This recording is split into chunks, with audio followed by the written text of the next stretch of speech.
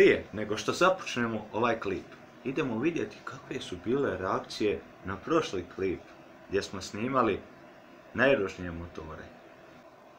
Nadam se da me nećete opet hejtovati jer je bilo hejtera u prošlom klipu. Imam taj motor, kako on može biti ružan? Taj motor nije ružan. Evo ti dislike. Imao sam taj motor, imao sam taj motor, kako je ovaj sad sve rekao da je to ružno? Ovaj motor izgleda kao svemirski brod, kako je to ružno. Nije ružno, to je nešto najljepše očito. Kako može Suzuki biti ružan? Najbrži motor. Nije najbrži motor, evo dislike. Vidite youtuberi, malo mi je šuplja majica. Jebi ga, nisu došle još ove pare od YouTube-a pa ne mogu da kupim. No ne veze, mi smo spremili za danas jedan video. To je top 10 najljepših motora. A stavit ćemo drugačiji naslov, da privučemo publike. Ima to logike.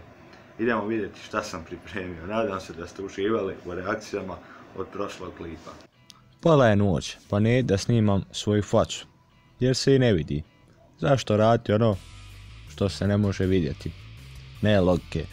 Da vam odmah kažem, u ovom klipu neće biti jeftini motori, ali malo sutra.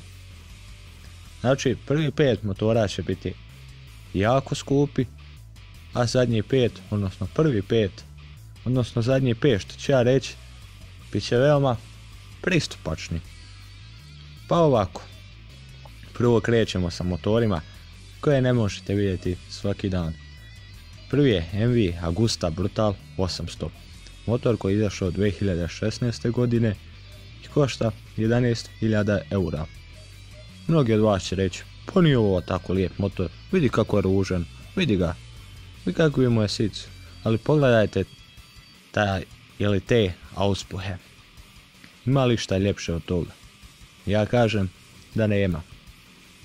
Motor izgleda pre brutalno. ZX 10R je sljedeći motor. Jeste to 10R, ali se uzma 9. mjesto. Zeleno-crna Ninja.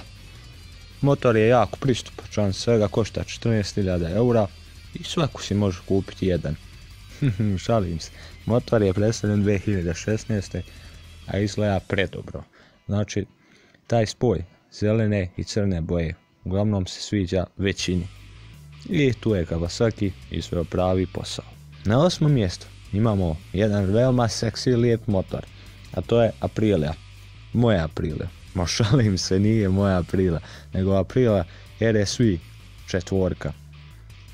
Motor je još jeftiniji od Kawasakija, svega 19.000 eura, a isto je godište kao i prethodni. Ne mogu mnogo da pričam o ovim motorima, jer ja to nikad nisam vozio, to je za mene luksuz. God damn, Duke! Super Duke! Ili 290. Zauzima 7. mjesto. Kao što vidite, motor je vrh vrhova. Ako ne i više od toga.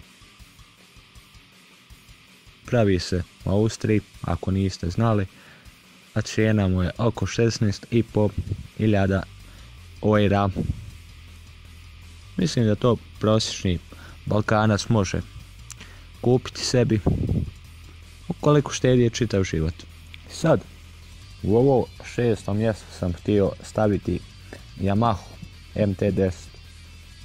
Motor izgleda kao Transformer, ali ipak BMW 1000 XR oduzima ovo mjesto. Mislim da nije u redu da cijenu uopšte spominjemo. Sad vas zanima koji je to zadnji, odnosno prvi 5 motora. E pa tu ćemo napraviti ovako jedno glasanje. Ja glasam sa 5 Tomosa. Nebitno koji su to. A vi šibajte u komentare šta vi mislite.